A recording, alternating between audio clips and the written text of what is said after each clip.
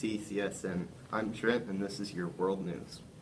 North Korea definitely celebrated its 5th nuclear test Friday, claiming that it can now make warheads small enough to fit into a missile, and warning its enemies, especially the United States, that it has the ability to counter any attack.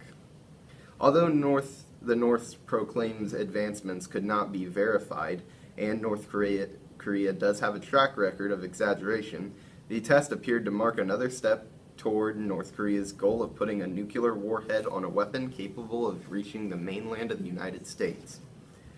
Friday's test, the North's second this year, underscored the ability of Kim Jong-un's regime and to make progress on its nuclear missile programs, despite waves of international sanctions and isolation. This is our response to hostile powers, including the United States. We are sending out a message that if our enemies attack us, we can counterattack.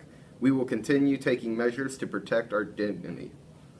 North Korea conducted its 5th nuclear test on September 9th, drawing strong commendation from global leaders.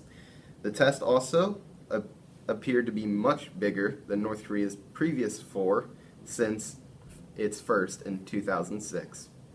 The U.S. Geological Survey detected an artificial 5.3 magnitude earthquake near North Korea's nuclear test site at 9 a.m. local time Friday.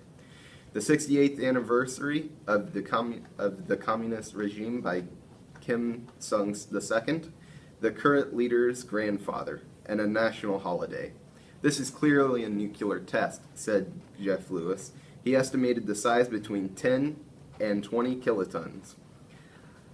1 kiloton is equal to the force of 1,000 tons of TNT. The North's last nuclear test, carried out in January, was only about 6 kilotons.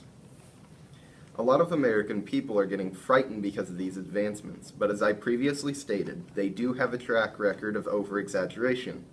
But if they do have these nuclear weapons, the tension between the United States and North Korea will only get worse. When the national anthem is played at an event, usually everyone stands up, removes their hats, and put their hands on their heart while facing the flag. But at the Green Bay Packers versus San Francisco 49ers game last Saturday night, one person didn't stand. That person was Niners quarterback Colin Kaepernick, who received some high levels of criticism this past week.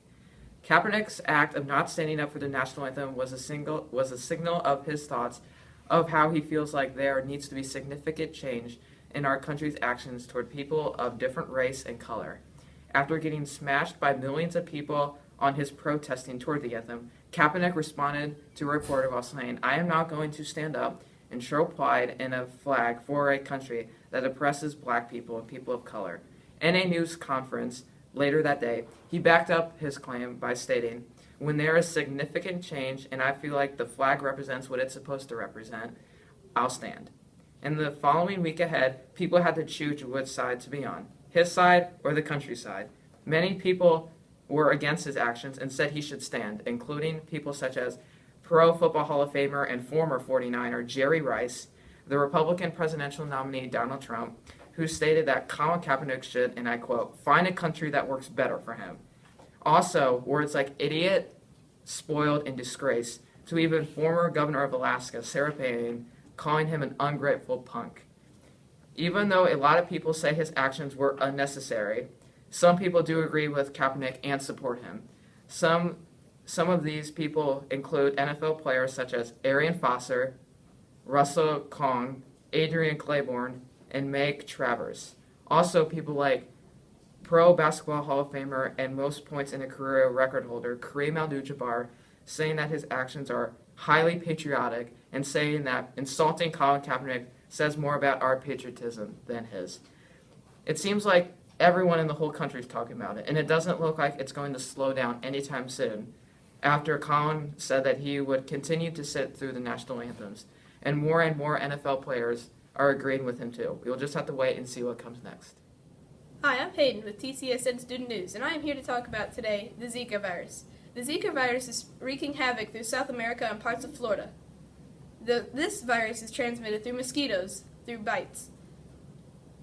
and it affects pregnant women by causing the baby to have microcephaly. This is a condition where the brain is underdeveloped and the head is unusually small.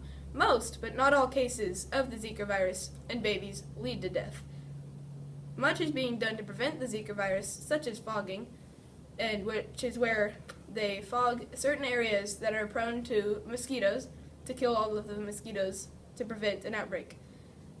Outbreaks have caused thousands and thousands of cases across South America and the U.S. So far, in the U.S., 83 pregnant mothers have been infected with the Zika virus. This is very sad because the infants are very harshly affected by this. But much is being done to prevent the Zika virus, such as fogging. The health department has declared this a health emergency for an outbreak, and so is the CDC, the Center for Disease Control.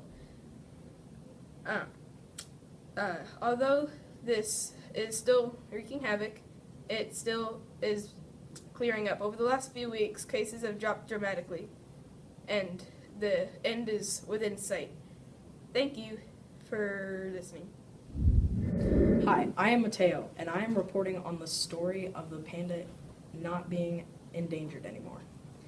The International Union of Conservation and of Nature saved the giant panda population by making the bamboo forest a preserve for the pandas. The population of pandas have increased 17% since 2014. 67 reserves have been made in China to house all of these pandas. So far, 1,864 pandas have been saved, almost 3/4 of their population. Although the pandas' numbers are low, they are expected to keep on growing and make them not endangered anymore. Thank you for watching this week's TSN. Goodbye.